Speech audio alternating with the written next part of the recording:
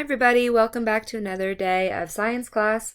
We've just started our adaptations unit. So yesterday we learned that adaptations are ways that animals change either their body or their behavior to help them survive in their environment.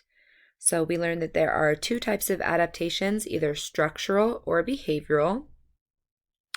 And structural adaptations are different parts of animal bodies that help them to adapt or help them to survive. So eyes and ears, nose and teeth, limbs, wings, tail, fur and hair. These are all body parts that can be changed in different ways to help an animal survive. And then there's also behaviors such as grouping or herding, staying in a pack, migrating, so moving from one place to another, hibernating, so sleeping or going dormant during the winter, and then being nocturnal, so being active or coming out mostly at night.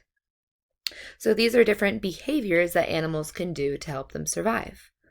So we're going to break down each of these different adaptations over the coming days and the next couple weeks in science class. And today our focus is going to be on eyes, different type of animal eyes, and how eyes are adapted to help animals survive.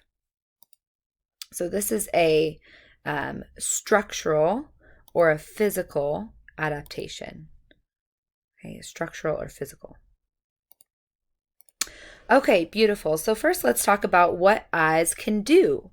The eyes are powerful tools, and not all eyes are made equally, so some eyes are different from others, but the eye's basic job is to sense light and dark.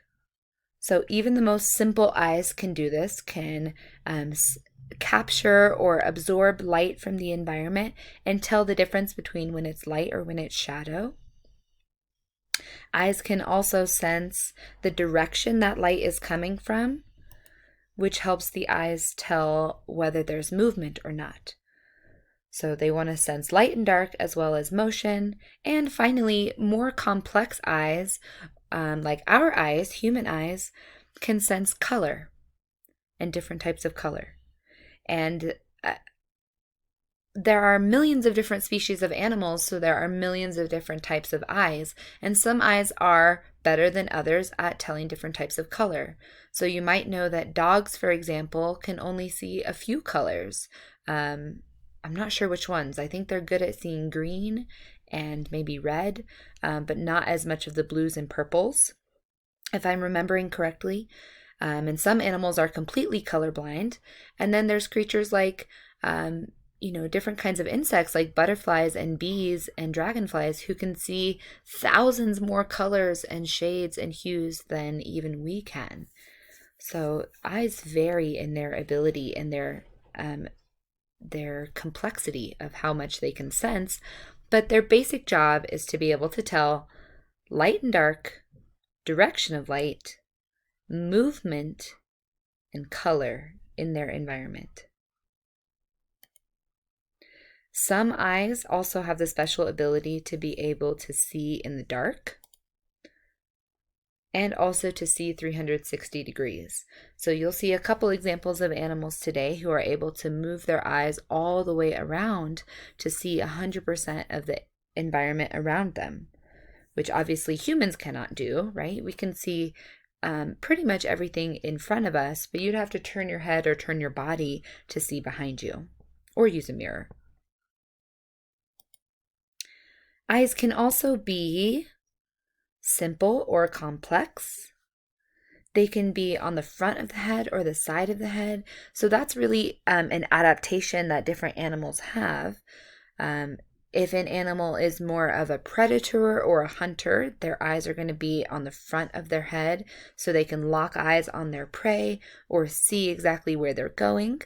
Whereas an animal who's usually an herbivore or tends to be more of a prey animal, think like deers and rabbits and mice and squirrels, those kind of animals have their eyes more on the side of their head or on either side of their head so that they can better sense danger, so they can see all around them. So the position of the eyes really depends on what tools the animals needs to survive, or what kind of condition the animal is in.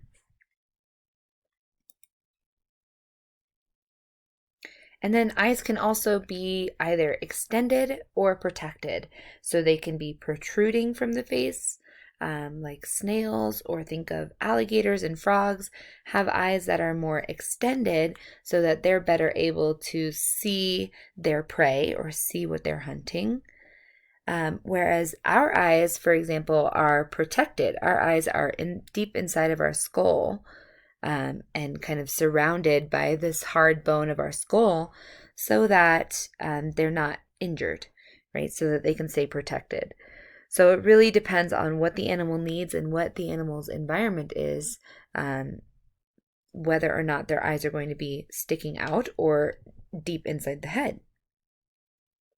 So as you can see, even from this brief introduction, there are so many different types of eyes, right? There's a huge range of eyes, whether they are simple eyes that don't move much and just tell whether it's light or dark, like some underwater creatures, or whether they're the most complex eyes that are seeing thousands of different colors and all these different movements and shapes and sizes.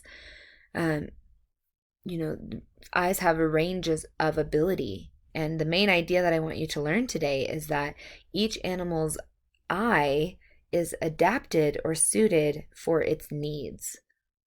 So the eyes of a hunter are better suited to see fine movement and to focus on things that are far away, whereas the eyes of a herbivore or an animal who needs to find specific species of plants or specific flowers, thinking like insects, for example, they're going to be able to see much, much, much better color, different ranges of colors and detail of color. So each animal's eyes are well adapted to its needs. Okay, and also know that animals can have 0 eyes. There are animals with no eyes. Animals can have just 1 eye or 2 eyes, which I think is most common in nature, or multiple eyes, which is actually also very common when you think about all the insects and invertebrates who have 4 or 6 or 8 eyes. So animals can have all different kinds of eyes. It just depends on what their needs are. So let's pause the video. Answer for me question number 1. What can the eyes sense?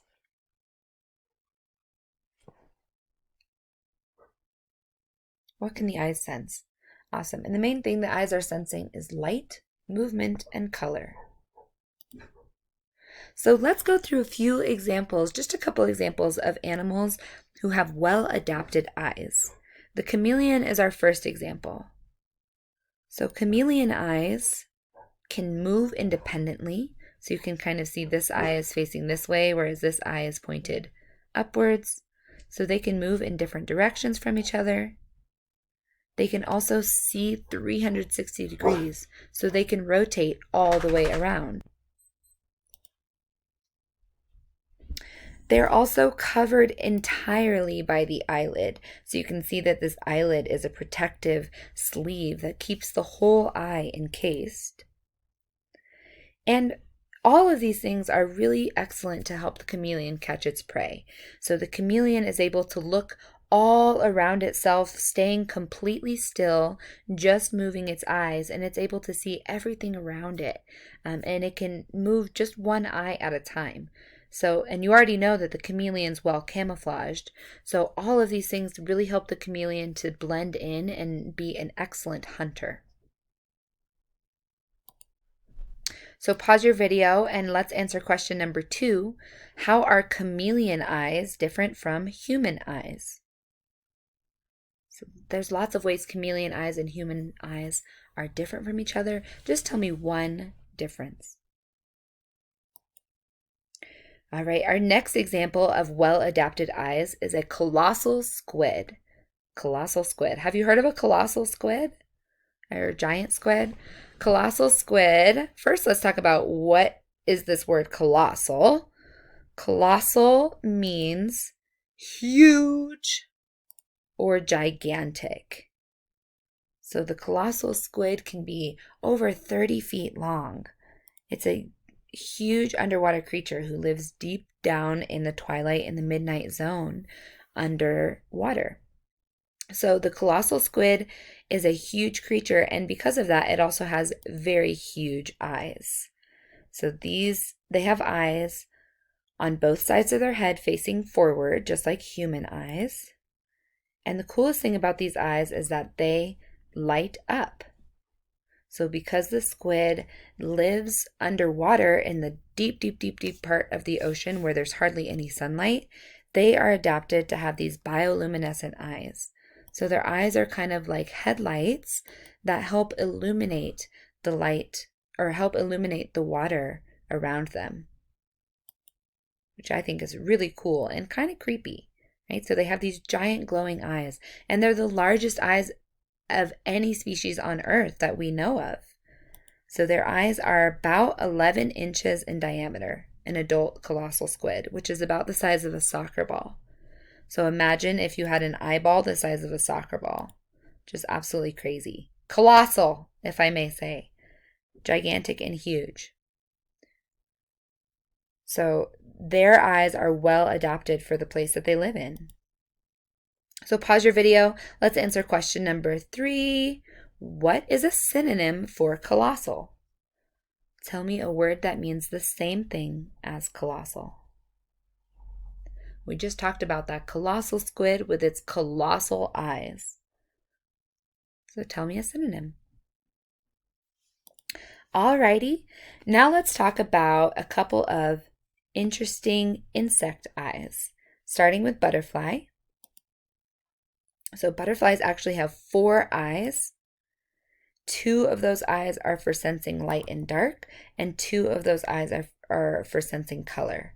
And I should say when they're sensing light, they're also sensing movement. And then there's 2 eyes just dedicated just for sensing color.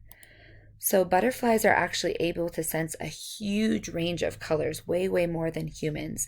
And this is really helpful for them because they are experts at finding different types of flowers. That's their job, and that's how they sustain themselves, is by drinking the nectar of flowers. So if they're going to be good at finding food, they have to be good at identifying not only scent of flowers, but also the color of flowers. And that's what their eyes are helping them with. So their eyes are well adapted for their needs. Here we have another tiny creature, not actually an insect, but it is an arthropod. Spiders are not insects because they only have 6 legs, or they do not have 6 legs. They have 8 legs, and insects only have 6. So, not an insect, but another interesting creature with great, well-adapted eyes. This is the jumping spider. Very cute, very friendly spiders. If you ever see one of these little cuties in your house, don't hurt them. Okay, they're very, very friendly. You can just reach your finger out and they'll crawl right on your finger. Or sometimes you can trap them in a cup and release them outside. But they're really sweet. They're not very aggressive. So just let them be if you see these creatures. And they have 4 eyes, just like a butterfly. 2 of them are for staying focused on their prey.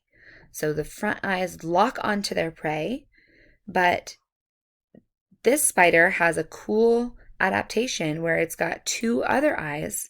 So while it's hunting, while its eyes are staying focused on its prey, it's got 2 other eyes that can move around and sense other things going on. So to keep the spider safe from harm while it's hunting, so it doesn't get snagged up by another bigger predator spider or by a predator animal, it has 2 eyes that are looking out for it, watching its back and checking to see if there's other movement around.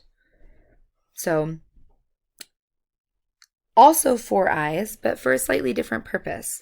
Whereas the butterfly is using its eyes to sense light and color, The jumping spider is using its eyes to watch its prey and watch its back, okay, to sense for movement. So this is really useful for what the spider does, which is hunt. And finally, we have another insect, a dragonfly, who has these beautiful, humongous, kind of scary looking eyes. There are only 2 eyes, but they are called compound eyes. So dragonfly's eyes has all of these different little tiny lenses inside, which makes it almost like it has 30,000 tiny little eyes inside of its one eye. So imagine having like 30,000 different screens, television screens, inside of your eye, right? So we can see all of these different things. And these compound eyes not only can see a huge range of colors, just like a butterfly, it can see way more colors than a human, but it's also able to see 360 degrees all the way around the dragonfly. So this is good for a number of reasons, right? It helps keep it safe, but it also helps it hunt, helps the dragonfly stay aware of its environment. So even though it only has 2 eyes, all of these little lenses inside of its eye, making it a compound eye, that's a great adaptation that helps keep the dragonfly safe. So pause your video. Let's go to our 4th and final question in your Google form. Describe one way an insect's eyes are adapted to its needs. So you could talk about an insect like a butterfly or dragonfly's eyes, or if you want to talk about a spider, that's okay with me too, even though it's not an insect. Alrighty, so that brings us to the end of our lesson today. Again, we barely just scratched the surface of eyes and all the different adaptations of eyes and ways that eyes are suited for animals' environments. There are all sorts of different eyes, but hopefully you got just a taste of the ways that eyes can be different and complex, the things that eyes do for our bodies, and the ways that they keep us safe and help us to get what we need in our life, whether that's food or flowers, whether we're hunting or we're searching for different types of plants. Eyes are well adapted to suit our needs. And their main job is to find light, movement, and color. So there are some animals who live their lives without eyes, and they find other ways to sense these things. But those of us who have eyes, we know that they are extremely helpful for us, and they greatly enhance our experience of the world around us. So hopefully you learned something new today. You are ready to take your DOL. Let me know if you have any questions, and I will talk to you soon.